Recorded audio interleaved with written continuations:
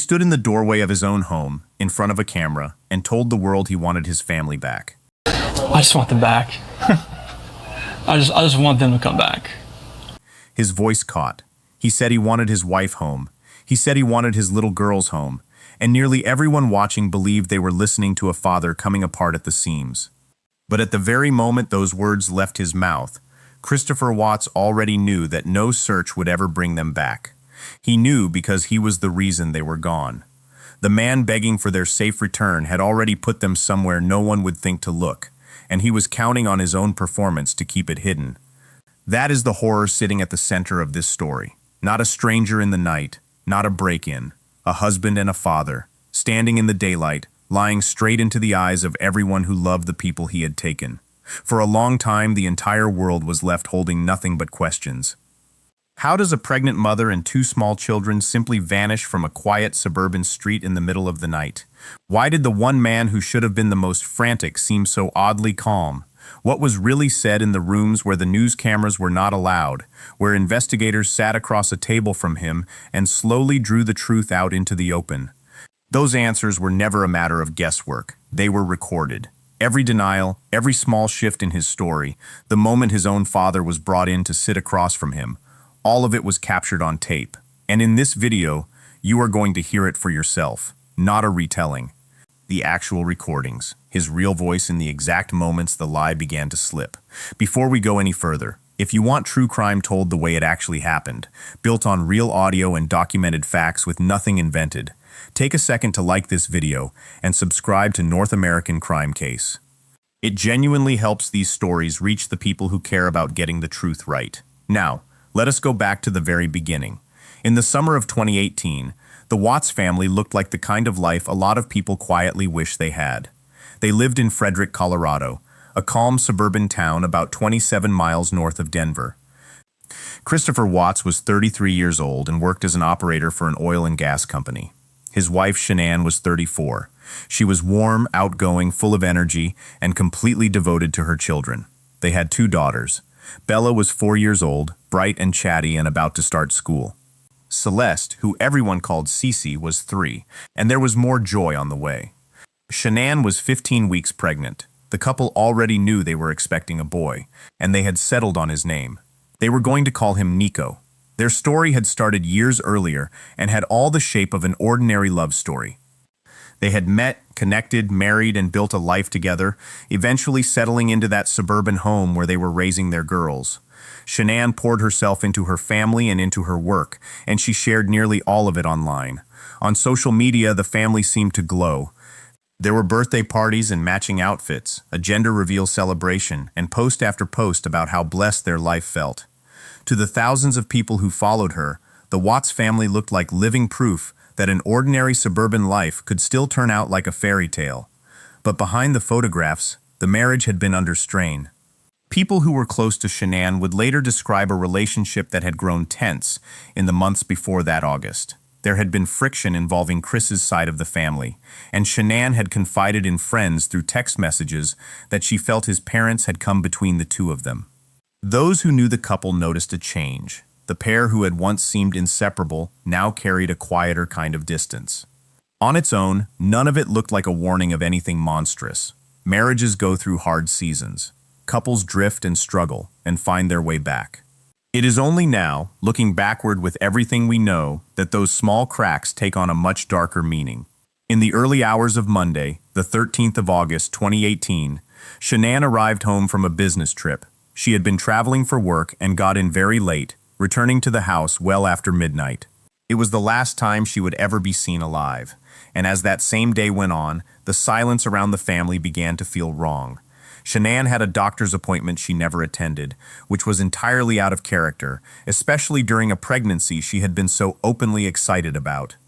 She stopped answering her phone. The people who loved her started to worry. One friend in particular refused to let it go. Her name was Nicole.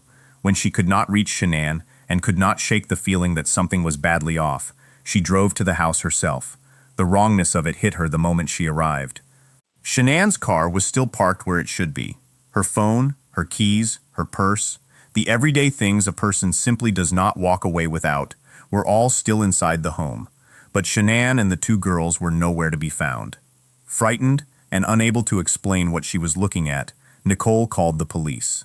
Officers came out for a welfare check that afternoon, a little before 2 o'clock. They moved through a house that showed no obvious signs of a break-in. There was no struggle, no forced entry, no scene of chaos. And yet a pregnant mother and two young children appeared to have evaporated from inside those walls. From the very first hour, this was never going to be an ordinary missing persons report. It was a mystery with no clean explanation. And standing right in the middle of it was the one person who had been in that home when they were last there alive, her husband, Chris. When Chris Watts spoke, he said all the right things. He told people he had no idea where his family could have gone. He described coming home to an empty house. He called it earth-shattering. He said it felt like a nightmare he simply could not wake up from. And in front of local news cameras, he stood outside his home and asked his wife and daughters to please come back to him. But the people watching most closely began to notice details that did not sit right. As he spoke, his body seemed to work against him. He rocked slowly back and forth. His hands moved without settling. In one breath he was strangely composed, and in the next he fidgeted like a man who could not get comfortable inside his own skin. At one point he referred to one of his daughters in the past tense, as though she were already gone, a small slip, but one that investigators would never forget. And when he talked about the family he had supposedly just lost, the grief never fully arrived. He said again and again that he wanted them back, yet there was no urgent, desperate plea for their safety, no frantic demand that every possible thing be done to find them. There were no tears. Something about the whole performance felt hollow, and the more people replayed it, the more that hollowness stood out. Then came the footage. A neighbor had a home security camera mounted outside, and it had been quietly recording during the pre-dawn hours when the family disappeared. When investigators, and Chris himself, sat down to review what it had captured, it did not show anything close to an innocent explanation. There was no sign of Shanann leaving the house with the girls. There was no other car pulling up or driving away. Instead, the camera showed Chris backing his own truck up toward the garage in the darkness, loading something into it, and then driving off before the sun was up. 5:27 a.m., I had noticed that there was a motion on my camera of Chris backing his truck up into the driveway and then into the garage. When he was asked about that footage, he did not go quiet. He immediately started explaining himself, rattling off the things he claimed he had been loading: work tools, equipment, the ordinary gear of a man heading out to a job. Loaded my stuff up in my coolers, my water jugs, my book bag, my computers, some of the tools that I had in the toolbox. I knew I was going to have to do some pumping into rubbers today. So I was out so far. Was this on? But the explanation came too fast and far too eagerly, and it raised more questions than it answered. The neighbor who owned that camera said something afterward that stuck with a great many people. He pointed out that a man who had genuinely just lost his wife and children would be studying that footage frame by frame, desperately searching it for any glimpse of them. Chris was not doing that at all. He came across, instead, like a man trying to get ahead of whatever the camera might expose. As the hours stretched into days, the investigation drew tighter and tighter around him. Chris agreed to sit down with investigators, and he agreed to take a polygraph examination. Throughout it, he kept insisting he had nothing to do with the disappearance. He was asked directly whether he had caused Shanann's disappearance. Did you physically cause Shanann's disappearance? No. He was asked directly whether he was lying about the last time he had seen her, and he denied it all. The last time you saw Shanann? No. He did not pass. The examiner told him plainly that he had not been truthful, and that somewhere inside, he already knew it. So, it is completely clear that you were not honest during the testing, and I think you already know that. You did not pass the polygraph test. Okay. For the first time, the ground under his story visibly gave way. He kept protesting, kept promising that he had not lied, but the results told a different tale. And from that point on, investigators stopped treating him like a grieving husband and started treating him as the very heart of the case. There was also something Chris had been carefully hiding, a secret that had nothing to do with a polygraph and everything to do with motive. In the weeks before his family vanished, he had begun a relationship with a co-worker, a woman named Nicole Kessinger. The two had met through his job, and the relationship had moved quickly and intensely. She would go on to cooperate fully with investigators, and by her account, she had not known the full truth of his life at home. When that affair surfaced, it reframed everything that had come before it. A man who seemed to have every reason in the world to hold his family together suddenly had a reason to want a completely different life. Inside the interview room, investigators worked slowly and patiently. They did not shout, and they did not hurl accusations. They took a softer, more disarming approach, offering him reassurance, telling him he was a good man, appealing to him as someone who could still choose to do the right thing. It is a recognized interrogation method, and its whole purpose is to make the person across the table feel safe enough to finally talk. Little by little, they began guiding him toward a version of events in which something terrible had happened inside that home, and in which, perhaps, he was not entirely the one to blame. Then they brought in the one person he could not brush aside. His own father, Ronnie, was allowed into the room to speak with him. It was a deliberate move, and a powerful one. Whatever wall Chris had built around himself, sitting face to face with his father began to crack it.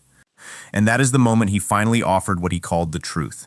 But what he offered was not the truth at all. It was a story. Chris claimed that on that morning he and Shanann had spoken about separating, that the conversation had turned emotional and painful, and that afterward he had discovered Shanann had harmed their daughters. He said that, in a burst of rage, he had then killed her. In his telling, he was a man who had stumbled into a nightmare of someone else's making and reacted in horror to it. It was a version of events carefully shaped to push the very worst of the blame away from himself. And almost at once it began to collapse under its own weight. Investigators did not believe it. The story asked people to accept that a devoted mother, in the middle of a pregnancy she had celebrated so publicly, had suddenly turned on her own children for no reason anyone could point to. It asked them to believe that an innocent man, faced with such an unimaginable horror, would respond by hiding the bodies, staging a disappearance, going on television, and lying to everyone for days on end. Innocent people call for help. They do not do what Chris Watts did next, because by his own account, Chris had not simply killed, he had concealed. He described taking the bodies to a remote location tied to his workplace, an oil and gas site out among the wide-open Colorado fields. There he had buried Shanann in a shallow grave, and his two little girls, Bella and Celeste, he had hidden separately, forcing them into crude oil storage tanks through openings only about 8 inches across. That single detail is almost impossible to sit with. It changes the way you see everything that came before it. The pleading in front of the cameras, the tears that never came, the strange and steady calm. When Chris finally led investigators out to that site, the search for a missing family ended in the worst way anyone could have imagined. Shanann, her unborn son Nico, and both of her daughters were recovered from the place he had left them. The man who had stood in his doorway and begged for their safe return had known exactly where they were the entire time. And yet, even with the bodies found and a confession of sorts now on the record, this case was nowhere near finished. Because the version Chris told that day, the one that laid the blame on Shanann, would not survive what came afterward.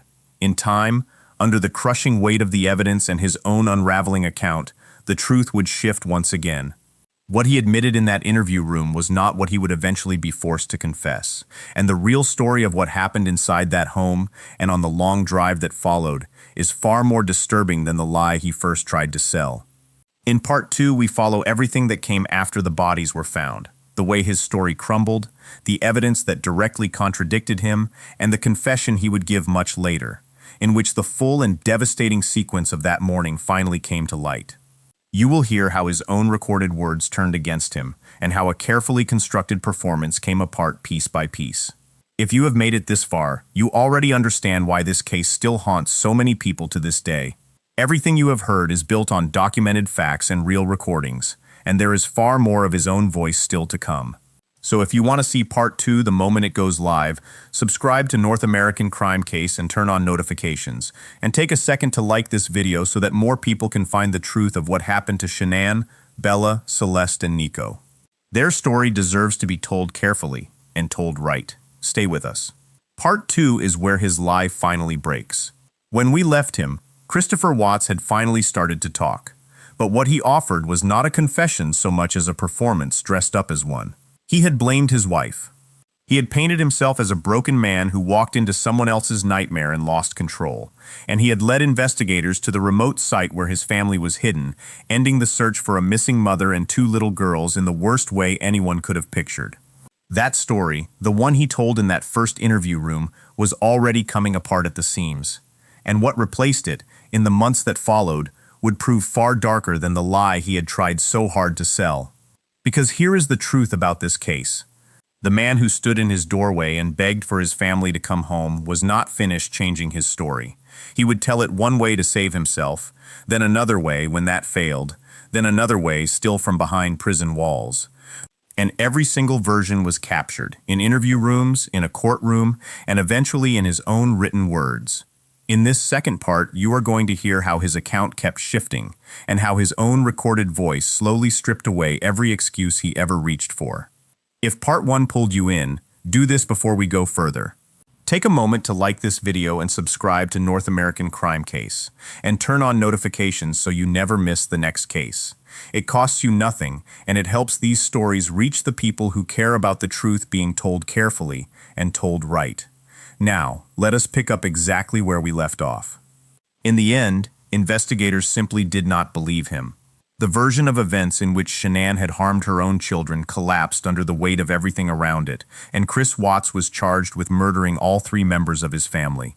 He could have fought those charges. He could have taken the case to trial, forced the state to prove every piece of it, and dragged the whole ordeal out for months or even years. He did none of that. Instead, Chris pleaded guilty to all of the charges against him. As part of that agreement, the government agreed to take the death penalty off the table. And that decision did not come from the court's mercy. It came from the family Chris had destroyed. Shanann's parents and loved ones made it clear that they did not want another life taken, even his. They had already lost a daughter, 2 granddaughters, and a grandson who would never be born. They would not ask for one more death on top of all of that. So the man who had shown his own family no mercy was spared the ultimate punishment by the very people he had wounded the deepest. As for why he pleaded guilty at all, those who watched him closely offered a plain reading. Standing in front of people, in front of cameras, forced to rehash everything he had done, was the last thing he wanted. Pleading guilty made it end quickly. It let him step out of the spotlight and disappear behind prison walls, away from the questions he never wanted to answer. It looked less like remorse and more like a man trying, one final time, to save face and make it all go away. Then came the day of reckoning in the courtroom. Shanann's family stood and spoke directly to the man who had taken everyone they loved. They spoke of a life that would never be the same without Shanann, without Bella, without Celeste, and without little Nico. They spoke of trust, the trust a family places in a husband and a father to protect the people who depend on him. Chris had been handed that trust completely, and he had answered it with the unthinkable.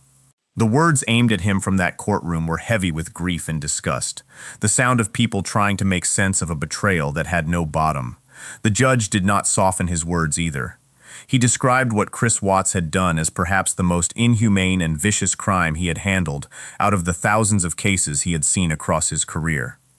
And then he delivered the sentence. Chris Watts was sentenced to 5 life terms in prison without the possibility of parole, several of them to be served one after another, alongside additional decades added for ending his wife's pregnancy and for the way he had concealed the bodies. There would be no release. There would be no second chance at freedom. For the rest of his natural life, prison would be the only home Chris Watts would ever know. And on the surface, that looked like the end of the story. The crime was solved. The killer had confessed and pleaded guilty. Justice, at least in the legal sense, had been served, and the courtroom doors closed behind him. But this was only half of the Chris Watts story. Because the sentence answered the question of punishment. It did not answer the question that still haunted everyone who had followed the case. It did not answer how. It did not answer why. And it did not explain the thing people found most impossible to accept, how a father could do this to his own children. Sometime later, now imprisoned and moved out of Colorado to a facility in another state for his own safety, Chris agreed to speak with authorities once again. He no longer had a trial to avoid. He had already pleaded guilty and already been sentenced. There was, in theory, nothing left for him to protect. And in that long prison interview, he began to reveal new and deeply disturbing details of the killings, an account far more complete and far more chilling than anything he had said before. He described killing Shanann by strangulation. It is a manner of killing that takes time, that requires a person to hold on through every second of it, and analysts who studied his account read in it a level of anger and rage that pointed to something intensely personal. It suggested that a serious confrontation had come just before it, and that whatever had broken between them had broken completely. When he spoke of what he had done to his wife, there was little in his voice that resembled genuine regret. The weight of his account seemed to fall not on her, but on what came next. Because after killing Shanann, Chris did not stop and call for help. He did not turn himself in. Instead, by his own account, he loaded her body into his vehicle, and then he strapped his 2 little girls into that same vehicle, alive, and began the long drive out to the remote site where he intended to leave them. Sit with that for a moment. His daughters, 4 and 3 years old, riding beside the lifeless body of the mother they adored, with no idea where they were going or why. It is one of the details that makes this case so unbearable to think about, and it is one Chris himself finally put into words. At that site, by his own account, he killed his daughters, one and then the other. He did it by smothering them, covering their faces so that he would not have to watch. Analysts noted that even in this, there was a kind of distance he tried to keep, that he could not bring himself to look at his own children as their lives ended. And before he killed the older girl, Chris said, she spoke to him one last time. He described her telling him no, calling out to her father in the only way a small child knows how. He said that those words followed him, that every time he closed his eyes he could still hear his little girl's voice. It is a detail almost too painful to repeat, and out of respect for those children, we will not linger on it beyond what he himself admitted. The coldest part of his account was the reasoning behind it. In the way it was analyzed, the girls had become witnesses. They were, in the most horrifying sense, the loose ends of what he had done to their mother, and he decided they had to be removed. That framing, treating his own children as a problem to be erased, is the thing that turned Chris Watts from a grieving father in the public eye into one of the most infamous killers in the country.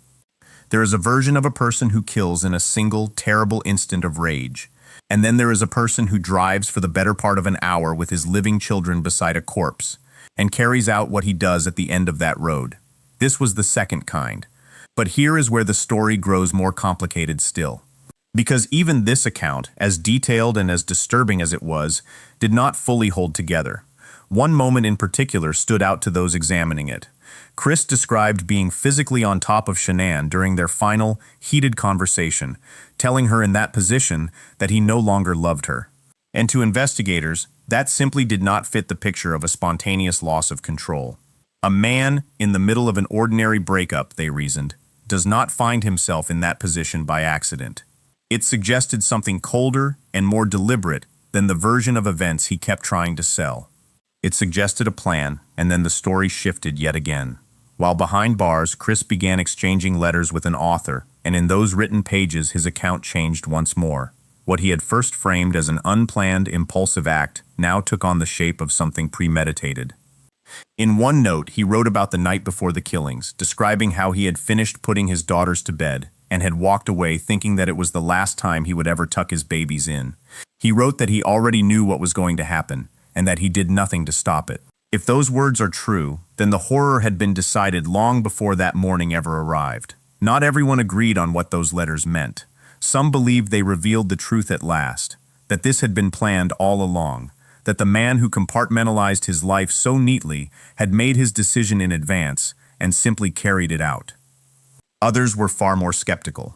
They pointed out that Chris had, by then, told the story several different ways, and that these letters might be nothing more than another performance, an attempt to shape how the world saw him, to draw sympathy or even a strange kind of understanding from strangers.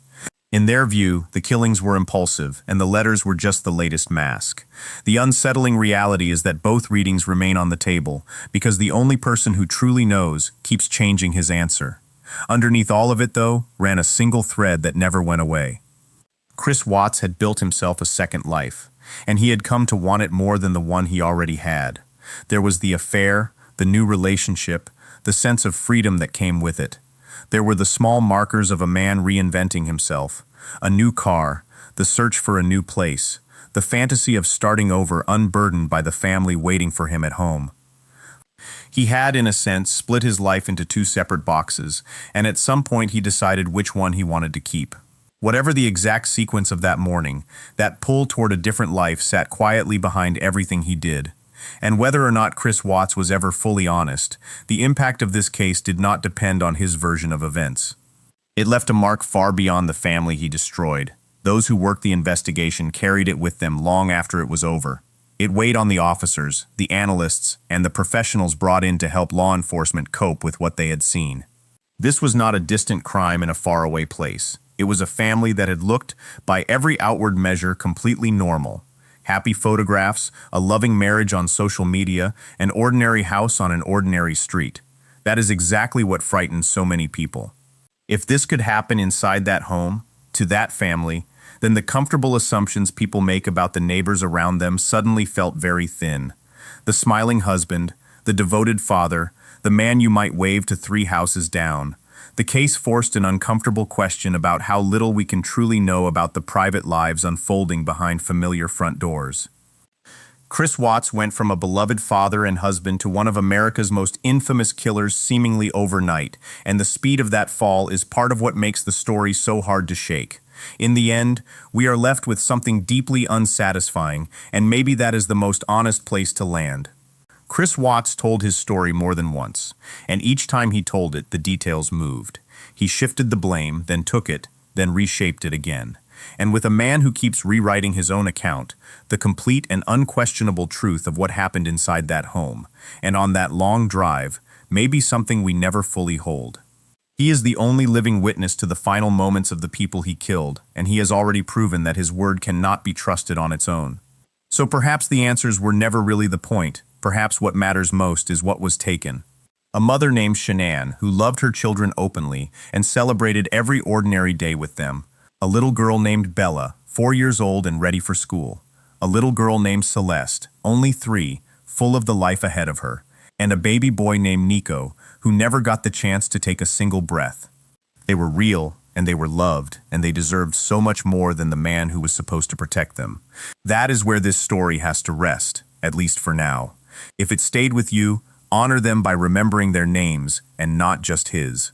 And if you want more cases told this way, carefully, honestly, and built on the real record, then subscribe to North American Crime Case, turn on notifications, and take a second to like this video so it can reach more people who care about the truth. Thank you for staying with us through both parts of the Chris Watts story. Until the next case, take care of the people close to you and stay safe.